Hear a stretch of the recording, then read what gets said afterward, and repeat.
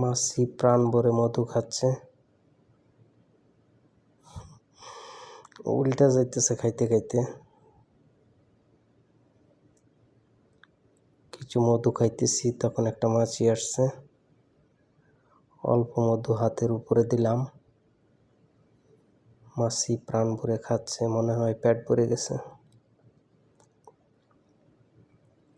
ধন্যবাদ সবাইকে, ভিডিওটা দেখবেন,